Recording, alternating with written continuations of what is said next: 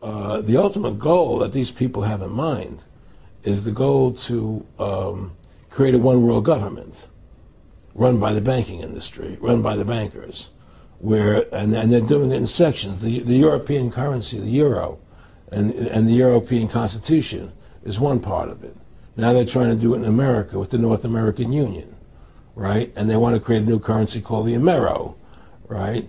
And the whole agenda is to create a one-world government where everybody has an RFID chip implanted in them.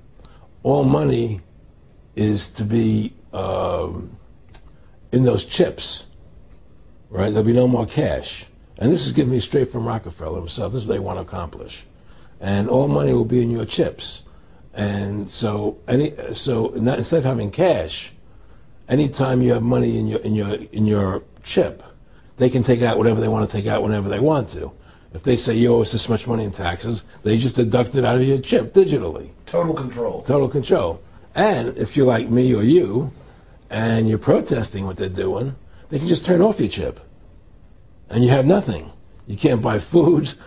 You can't do anything. It's total control of the people. And that chip's connected to a database that has your purchasing records, what you do, what everything, you sell. Everything is in there, you know? And so they want a one-world government controlled by them, everybody being chipped, all your money in those chips, and they control the chips, and they control people. And you become a slave. You become a serf to these people. That's their goal. That's their intentions. Eric, can you be specific about when you met Rockefeller, how it happened in these discussions? I met Rockefeller through a female attorney I knew who called me up one day and said, one of the Rockefellers would like to meet you. I made a video called Mad as Hell, and he'd seen the video and wanted to meet me and knew I was running for governor of Nevada. So sure, I'd love to meet him. And I met him, and I liked him, and he was a very, very smart man. And we used to talk and share ideas and thoughts. And he's the one who told me 11 months before 9/11 ever happened that there was going to be an event. Never told me what the event was going to be, but there was going to be an event. And out of that event, we were going to invade Afghanistan to run pipelines from the Caspian Sea. We were going to invade Iraq, you know, to take over the oil fields, establish a base in the Middle East, and make it all part of the New World Order. And we go after Chavez in Venezuela. And sure enough, later 9/11 happened, and I remember he was telling me how how you're gonna see soldiers looking in caves for people in Afghanistan and Pakistan and all these places, and there's going to be this war on terror, which there's no real enemy, and the whole thing is a giant hoax, you know. But it's a way for the government to take over the American people. He told you it was going to be a hoax. Oh yeah, oh yeah. There's no question. He says there's going to be war on terror, and he's just laughing. There's no who are we fighting? I mean, why do you think 9/11 happened, and then nothing's happened since then?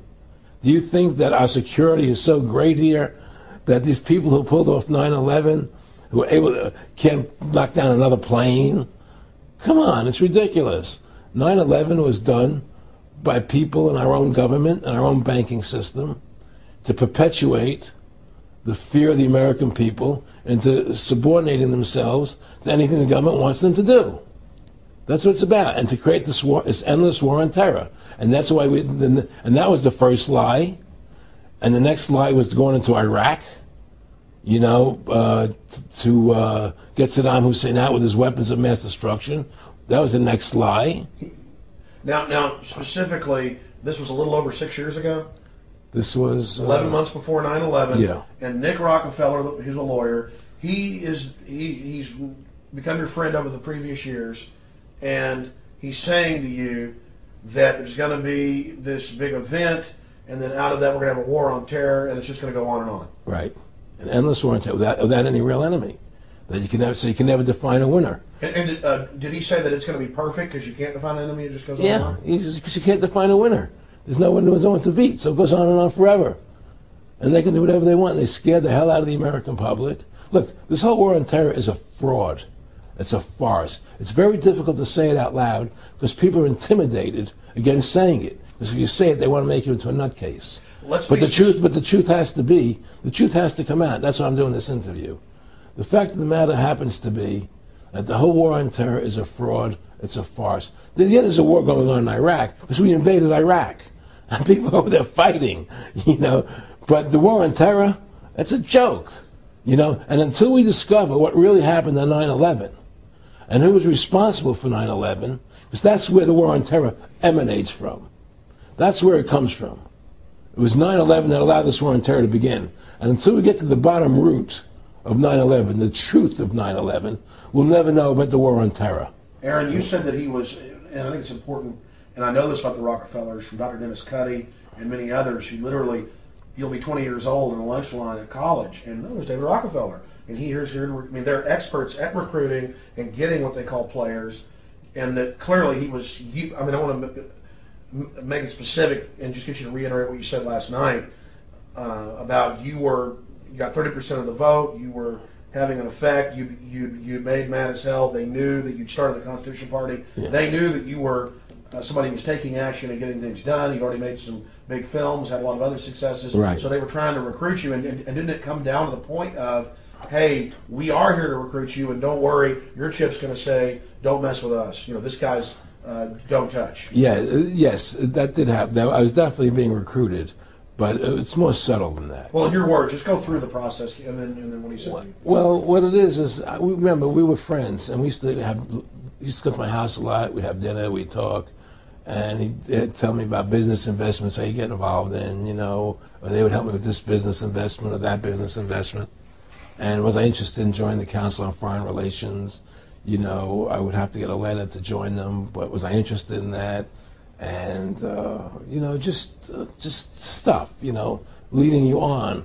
And I used to say to him that I never really did that because that wasn't where I was coming from. You know, as much as I like you, Nick, you know, your ways and my ways, we're on the opposite side of the fence.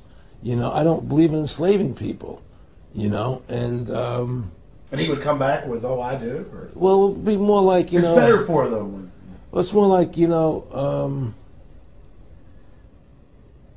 how do I put it? It was like, what do you care about them? What do you care about those people? What difference does it make to you? Take care of your own life.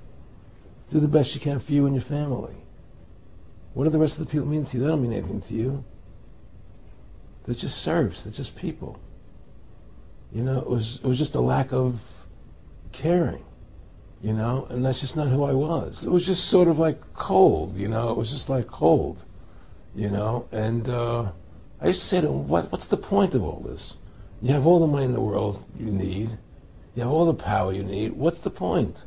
You know, what's the end goal? And he said the end goal is to get everybody chipped, to control the whole society, to have the bankers, the elite people, you know, the bankers and some governor controlling the world. And I said, all the people in the Council on Foreign Relations believe this way you do? He said, no.